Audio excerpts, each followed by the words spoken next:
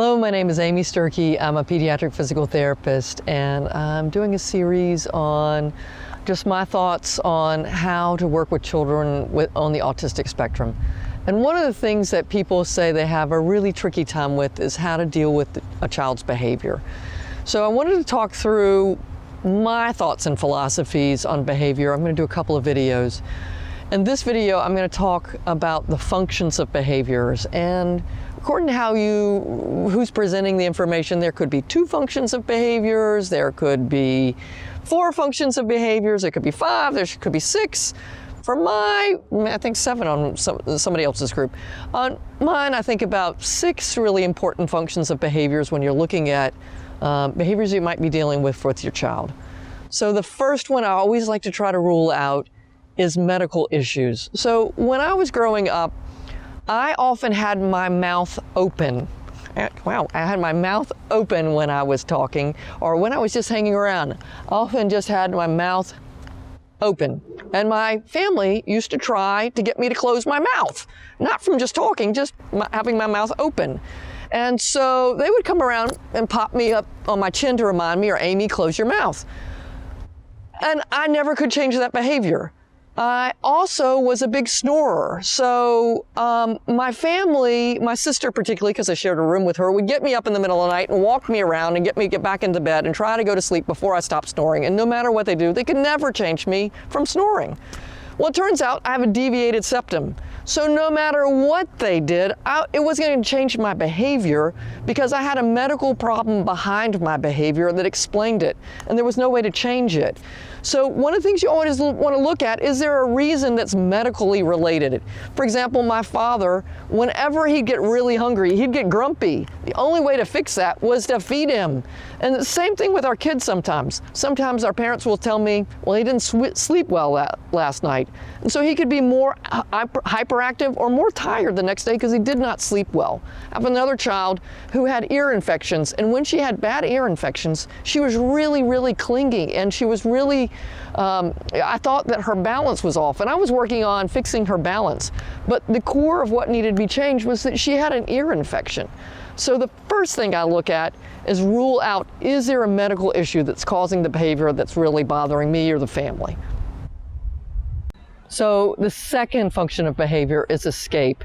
A child is doing something to get out of doing something. If this is what you perceive your child is trying to do, to get out of work, get out of what you need them to do, then no matter what they do, you need to make sure that they do what they have to do.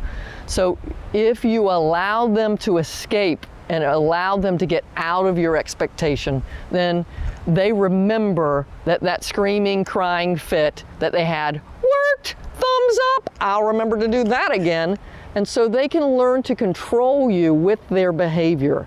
So it's really important that if a child, I'm trying to get them to walk down the hall and they don't want to walk down the hall, that I physically assist them walk down the hall and do what they're supposed to do. In no way, shape, or form, if a child is not wanting to jump, then I go, we're going to do it 3 more times, and I will physically help them finish it, get it done, and then I will be the one that decides when it's done. And that's something that I think is really important. Sometimes I think families let the child choose when they're done. At a certain level, it's really important that I'm the boss. If they're done, then I'll go, okay, we'll do 2 more, or we'll do 1 more. But it ends up being me saying, we're done, not them, because I don't want to set a precedent that they think they're in control. It's really important that the parent or the clinician is in control. So escape is a really tricky one. It can be really hard to deal with, but I'll tell you what, if you handle it and a child knows that what you say and what you mean is business, then they're going to give you less bunk in the future. But if you sometimes cave and they think, oh, that worked, then they're going to push that button over and over, trying to get out of whatever it is you want them to do. So escape is a really important one. Okay, the next function of behavior, the last one is to escape something. This is actually to get something. They're going towards something, and whether that's appropriate or not, or whether that it's something you want them to have or not, that they'll give you a behavior to try to get access to something that they want. So this one is really a positive. They're motivated towards something. So one of the first things I do as a physical therapist is I find out what a kid likes, and then we work toward getting what they like. Sometimes what they like or want is not something that you can provide.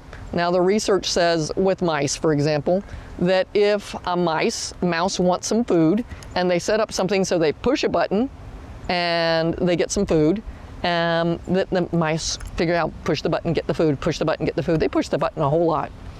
If they do a study to try to extinguish that behavior, get them to stop pushing the button, then they did two groups. They had one group that cold turkey, they no longer, once they push the button, ring the bell, they no longer got the food. Those mice figured out really quickly, if I push the button, nothing happens. Psh, heck, I'm not gonna push that button anymore. On another group, they sometimes reinforce the mouse. Sometimes when they push the button, ring the bell, they got the food. Those mice did it so much more, because sometimes it was rewarded, so it was like ding, ding, ding, ding, ding, ding. How many times do I have to do this to make this work? Don't do this to your child. If there's something you're trying to break your child of trying to do that they're trying to get, don't sometimes reinforce that behavior. Sometimes give in. You need to be really consistent. Otherwise, you're going to be dealing with this behavior for a lot longer. And then the other thing you want to do is learn to use things that your child wants. Now, this can be really tricky because I do lots of things in my room so that if you do this, then you get that things you want, if it's appropriate. Now, that's tricky because sometimes our children can't hold two things in their head. They can't think of, if I do this, then I get that. It's only right now or never. If I don't get it now, I'll never have it. That's really, really tough. But I'm telling you that if you practice this skill of having them do something and then they get it, that's how they're going to tie those two things together and help them learn those two concepts. And I'm telling you that concept of if I do this, then I get something, that is massive. That is life-changing. It is so important because then you can learn to negotiate with your child and they can feel like they can do something positive to get what they want. So this is the third function of behavior, getting to act to a certain way to get something that you want. Very important. So that is 1 through 3 of the functions of behavior that I really consider strongly when I'm working with children who are on the autistic spectrum. I hope that's really helpful. I'm going to do on the next week's video 4, 5, and 6. But this is a good start. I'll see you next time. Thanks a lot. Bye-bye.